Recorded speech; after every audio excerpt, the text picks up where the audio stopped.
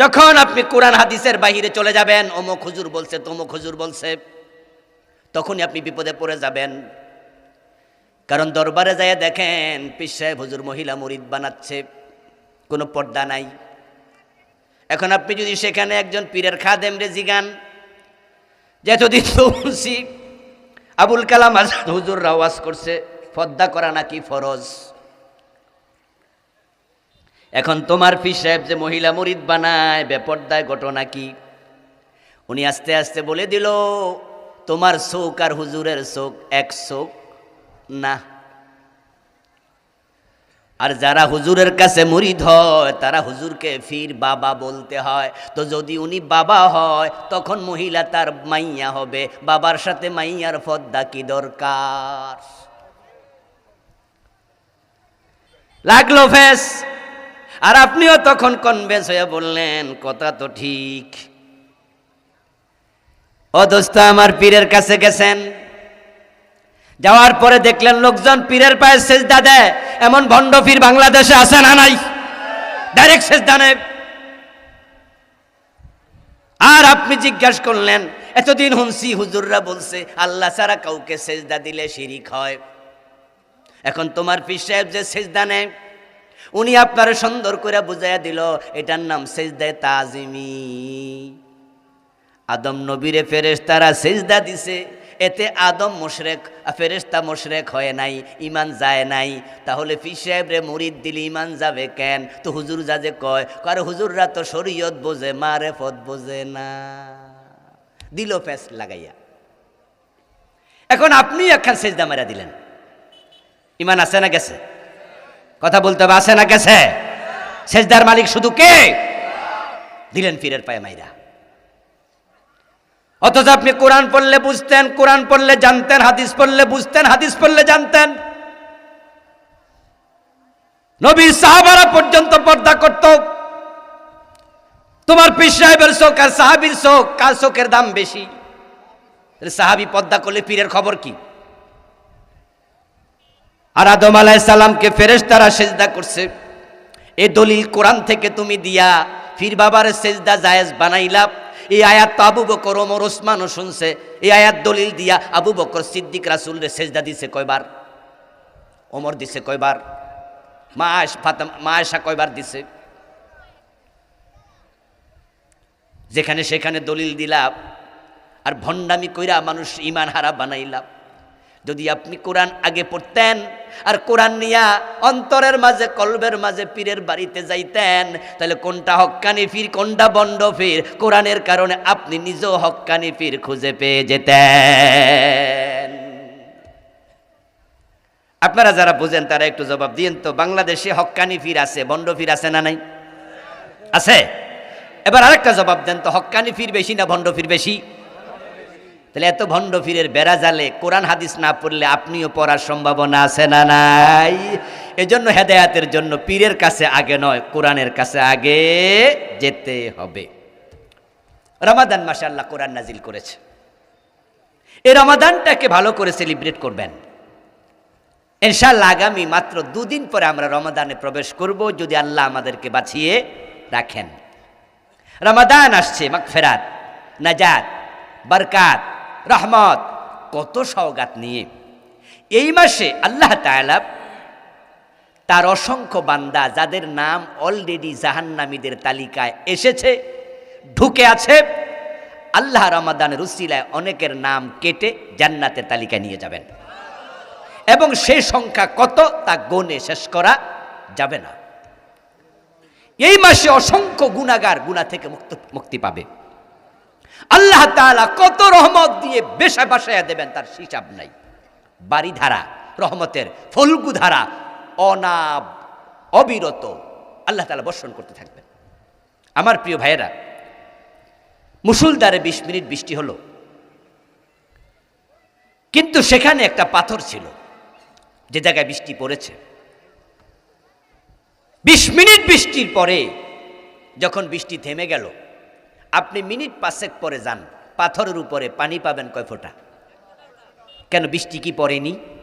কিন্তু সে রিসিভ করেনি, কারণ তার দেহটা খুবই শক্ত। এই পাথরের নিচে তাকায় দেখবেন চারিদিকে কাদামাটিতে পানি জমে আছে। পাথর পানি নিল না, কাদামাটি নিল, কারণ তার বডিটা নরম, সে রিসিভ করেছে, পানি ধরে রাখছে। এর রহমত, বরকত, নাজাত, মাগফিরাত সব নিয়ে রমাদান আসছে। আল্লাহর অসংখ্য বান্দা এখান থেকে কিচ্ছু পাবে না, আবার অনেকে জান্নাতি হয়ে যাবে। এই জন্য রমাদান মাসটাকে পরিকল্পিতভাবে উদযাপন করবেন। 52 বছরের বাংলাদেশ রাষ্ট্র যারা চালাচ্ছে, প্রাইমারিতে ইংরেজি বই ঢুকালো, অঙ্কের বই ঢুকালো, বাংলার বই ঢুকালো। আমাদের বাচ্চারা ক্লাস 1-এ অ আ ক খ শিখে ফেলে, ক্লাস 2-তে শব্দ বানাইতে পারে, ক্লাস 3-তে রিডিং পড়তে পারে, ক্লাস 1-এ ABC শিখে ফেলে, ক্লাস 2-তে ইংরেজি শব্দ বানাতে পারে, ক্লাস 3-4-এ গেলে ইংরেজি রিডিং পড়তে পারে। বাংলার অবস্থা ঠিক তাই। যদি আমাদের ক্লাস 1-এ আলিফ বা তা সা ঢুকাইয়া দিত, ক্লাস 2-তে একটু আমপারা দিত, এরপরের ক্লাসে আরেকটু দিত, ক্লাস 3-তে আমাদের বাচ্চারা ঘরে ঘরে সব কোরআনওয়ালা হয়ে যেত। প্রতিটা বাচ্চা কোরআন পড়তে পারত। এখন 52 বছরের বাংলাদেশ, তারা যে ইংরেজি টিচারের বেতন দিল, টাকা পাইল কই? অঙ্কের টিচারের বেতন দিল প্রাইমারিতে, টাকা পাইল কই? টাকা হচ্ছে দেশের নাগরিকদের, বেটের টাকা, করের টাকা। এই যে আপনি 2 টাকা দিয়ে একটা ব্লেড কিনবেন 5 টাকা দিয়া, এর মাঝে কি ভ্যাট নাই? এই যে মোবাইলে কল করছেন 30 টাকা ভরবেন, সেখান থেকে কিন্তু 15% ভ্যাট সাথে সাথে কেটে নেবে। এবার বলুন তো, আমরা যারা ভ্যাট দেই, কর দেই, আমরা কি 92% মুসলমান না? তো আমাদের টাকা যদি ইংরেজি শিখাইতে পারো, বাংলা শিখাইতে পারো, অঙ্ক শিখাইতে পারো, একজন হুজুর কেন তুমি ঢুকাইয়া দাও না প্রাইমারিতে? কেন কোরআন কেন ঢুকাইয়া দাও না? এজন্য আখেরাতে আল্লাহর মামলার আসামি হওয়া লাগবে।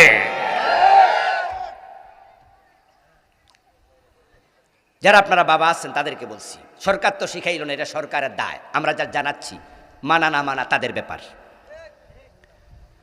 আচ্ছা বলুন তো, টাকার অভাব না আন্তরিকতার অভাব? কি মনে হয়, আমাদের দেশে কি বাজেটের অভাব আছে? আন্তরিকতা দারুণ অভাব।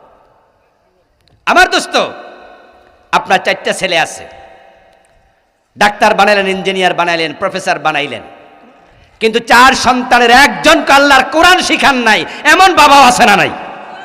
একটারও কোরআন শিখায় নাই, একটা কোরআন জানা না।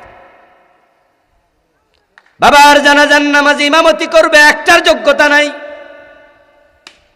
আমি তো বলি, যদি ইন্টারমিডিয়েট পর্যন্ত 100 নাম্বার কোরআন, 100 নাম্বার হাদিস সিলেবাসে ঢুকিয়ে দিত, আমাদের সন্তানগুলো ইউনিভার্সিটি পড়ে প্রফেসর হতো, মেডিকেল পড়ে ডাক্তার হতো, বুয়েটে পড়ে ইঞ্জিনিয়ার হয়ে বের হতো।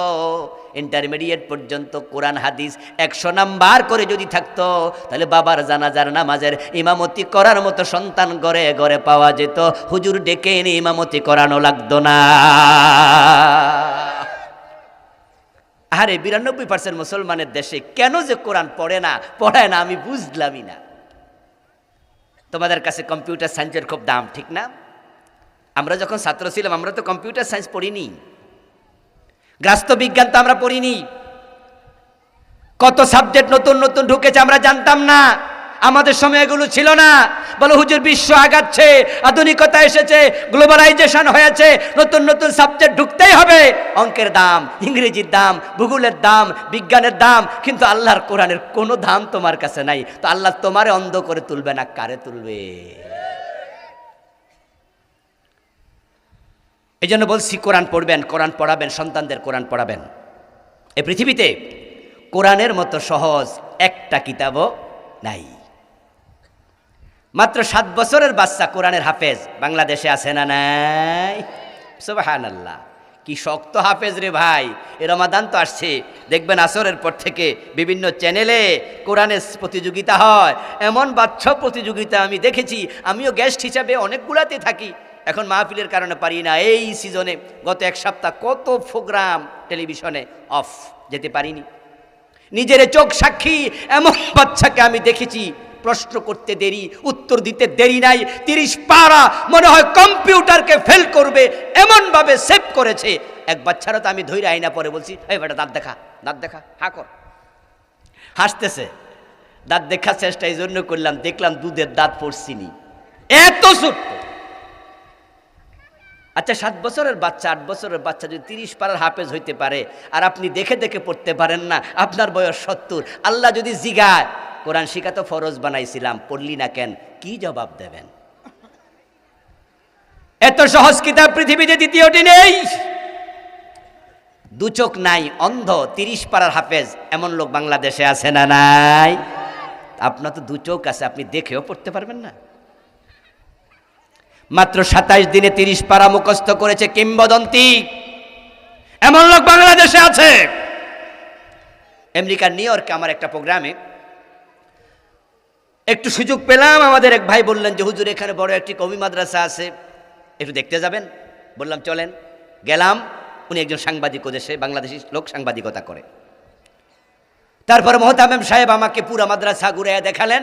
একটা রুমে দুজন মুহাদ্দিস বুড়া মানুষ, ওদের সাথে সাক্ষাৎ করাতে নিলেন। দুজনের বাড়ি সিলেটে, দুজন সেখানে হাদিস পড়ায়, আমেরিকাতেই থাকে। আমার পরিচিত করানোর এক ফাঁকে বললেন যে হুজুর এই মুহাদ্দিস সাহেবের একটি আলাদা গুণ আছে, সেটা হচ্ছে উনি মাত্র 27 দিনে 30 পারার হাফেজ হয়েছে। আমি বুকের মাঝে জড়াইয়া ধরলাম, বললেন আপনি আবার বুকে আসেন। আচ্ছা মাত্র 27 দিনে যদি কেউ 30 পারার হাফেজ হতে পারে, আপনি 27 বছর আপনি দেখে পড়তে পারেন না, আল্লাহর কাছে কি জবাব দেবেন? পড়লে শুধু চলবে না, অর্থসহ পড়বেন, অর্থসহ পড়বেন, ফার্স্ট টু লাস্ট। সিদ্ধান্ত নেন এই রমজানে 5 পারা পড়ব। প্রতিদিন 5টি করে আয়াতের তাফসীর পড়লে 1 মাসে 150 আয়াত হবে, 1 বছর 1800 আয়াত হবে। 5 বছর 4 বছর পড়লে পুরা কোরআনের তাফসীর পড়া হয়ে যাবে। আরে ভাই আগে জানেন না, জানলে তো মানার একটা প্রবণতা তৈরি হবে। এই জন্য আমরা এই রমাদানে যারা কোরআন পড়তে পারি না, আমরা পড়বো। সন্তান পড়েনি, সন্তানকে শিখাবো, আমরা একটা সিদ্ধান্ত নিতে পারি না, ওয়াজ হবে সফল, এই ওয়াজ হবে সফল। আমার প্রিয় ভাই, আগামী রমাদান, এটার পরের রমাদান পর্যন্ত বাঁচবেন, কোনো গ্যারান্টি ওয়ারেন্টি আছে নাকি? 2 নাম্বার, রমাদান ইফতারের সময় দোয়া করবেন, দোয়া কবুল হয়। 3 নাম্বার, যত পারেন দান সাদাকা করবেন রমাদানে। আল্লাহ একটি নফলকে ফরজ বানায় সওয়াব দেয়, একটা ফরজকে 70 গুণ বাড়ায় সওয়াব দেবে। যারা যাকাত দেন রমাদানে যাকাত দেবেন, 70 গুণ বেশি সওয়াব পাবেন। তাহাজ্জুদ পড়বেন, কারণ তাহাজ্জুদ পড়াটা রমাদান একটি স্পেশাল সুযোগ, যেহেতু সাহারি খেতে উঠতেই হয়, 20 মিনিট আগে উঠলেই চলে। এই জন্য তাহাজ্জুদ পড়ার চিন্তা করবেন। আমার প্রিয় ভাইয়েরা, তারাবির নামাজ যখন পড়বেন, আল্লাহর ওয়াস্তে তারাবিতে তাড়াহুড়া করবেন না। বাংলাদেশে গ্রামের মসজিদগুলোতে বিশেষত তারাবির নামে উপহাস চলে, তারাবির নামে আল্লাহর সাথে রীতিমতো বেয়াদবি শুরু হয়। এমন গতিতে নামাজ পড়ে, কি যে পড়ে নিজে বোঝে না। রুকু দিয়ে সোজা হয়ে দাঁড়ায় না, 2 সেজদার মাঝখানে সোজা হয়ে বসে না, সূরা ফাতিহা এক নিঃশ্বাসে একটানে পড়ালায়, পরে যে কি পড়ে গুঞ্জরণ ছাড়া কিচ্ছু বোঝা যায় না। 20 মিনিটে শেষ তারাবি।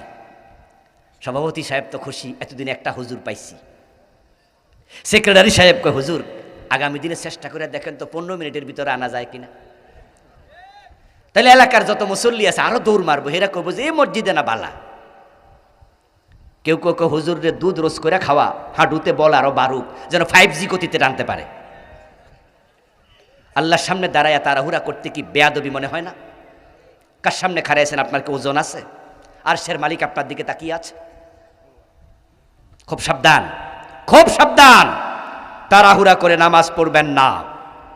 যারা ধূমপান করেন, রমজান মাসে একটা ওসিলা আছে ধূমপান ছেড়ে দেয়ার, সেটা হলো 13 ঘন্টা লম্বা রোজা, 6 ঘন্টা ঘুম, চলে গেল 19 ঘন্টা ধূমপান থেকে আপনি আলটিমেট বিরত, থাকলো মাত্র 5 ঘন্টা। একটু সিদ্ধান্ত নেন, এই 5 ঘন্টা কষ্ট মষ্ট কইরা দেখি না খাইয়া থাকতে পারি।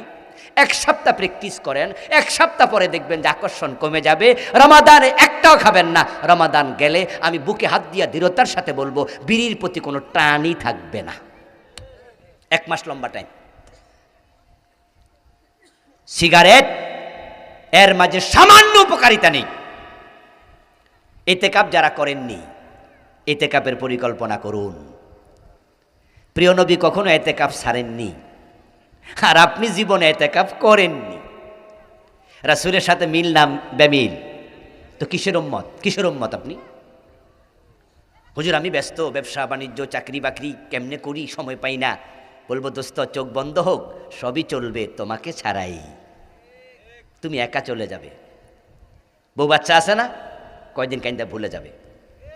যে যার মতো করে তোমার সম্পদ নিয়ে ভাগাভাগি করবে। প্রয়োজনে তোমার সম্পদ নিয়ে তোমার ছেলেরা মারামারি লাগাই দেবে, কিন্তু তোমার জন্য রাব্বির হামহুমা বলে দোয়া করবে না, এমন সন্তান আছে না নাই? আরে দুনিয়া থাকতে ভুলে যায়, আর মরার পরে কি? গত 2-4 দিন ধরে একটা ভিডিও মানব জমিন পত্রিকা অনলাইন পোর্টালে তাদের সাংবাদিক সাক্ষাৎকার নিয়েছে এক বৃদ্ধ লোকের। সে ওল্ড হোমে আছে, 3-4 দিন ধরে সোশ্যাল মিডিয়া এটা ঘুরপাক খাচ্ছে। ওই ব্যক্তি ডাক্তার, আমি এটা সেভ করে রেখেছি। তিনি বলছে তার 4 জন ছেলে, 2 জন ইঞ্জিনিয়ার, 2 জন ডাক্তার, 4 জন আমেরিকায় থাকে। তা আপনি বৃদ্ধাশ্রমে কেন? বলল ওরা তো আমার খবর নেয় না। অথচ এই বাবাই তো দেহের ঘাম পানি বানাইয়া বাচ্চাদেরকে ইঞ্জিনিয়ার বানাইছে, ডাক্তার বানাইছে, আর তারা এখন এস্টাবলিশ, প্রতিষ্ঠিত। বাবার খবর নেয় না, বাবাকে বিদেশে নেয় না, বাবাকে নিয়ে ঠেলাঠেলি, মাকে নিয়ে ঠেলাঠেলি। 10 দিন পরে সিগন্যাল দেয়, ওই ভাগ করে করে খাওয়ায় না, এই ঘরে 10 দিন, ও ঘরে 10 দিন, অথচ বাড়ি তোমার, জ্বর তোমার, জমি তোমার, সব তোমার। আর 9 দিন যাওয়ার পরে ইশারা দেবে, নাতিরে কয়ে দিব তোর দাদারে কইস কালকে তো খাবার ওই ঘরে। এ হলো তোমার মূল্যায়ন। আর তুমি এতে কাপ করছো না এই সংসারের জন্য। প্রিয় ভাই, সময় থাকতে সময় কাজে লাগান, তওবা ইস্তেগফার করুন, ইসলামী সাহিত্য বেশি পড়ুন, দ্রব্যমূল্য নিয়ন্ত্রণ করুন, হোটেল রেস্তোরাঁ বন্ধ রাখুন, দৃষ্টি জবানের হেফাজত করুন। রমাদান আসছে, মেজাজ কন্ট্রোল করুন। গ্রামগঞ্জে খুব ঝামেলা হয়, আমার 2 চোখ সাক্ষী, আমিও গ্রামের মানুষ, দেখেছি গ্রামে রোজার দিনে পুরুষেরা বউ মারে বেশি। যারা হালমাল চাষ করে, ধান টান কাটে, রোজা রাইখা পেটে ক্ষুধা, মেজাজ তিরিখি, বাড়িতে ইচ্ছা বউরুর ফিডাইয়ান মন শান্তি করে। অথচ রাসূল বলছে রমাদানে যদি তোমার সাথে কেউ মারামারি করতে আসে, তোমার মারতেও আসে, ফালিয়াকুল ইন্নী ইমরুম সাইম, তুমি বলে দাও ভাই সরি, আমি রোজাদার, আমি ঝগড়া করব না। প্রিয় ভাইরা, বিষয়গুলো মাথায় রাখুন। যে পরামর্শগুলো দিলাম আমরা সকলে যেন মেনে চলতে পারি। আল্লাহ আমাদের তৌফিক দান করুন, বলি আমিন।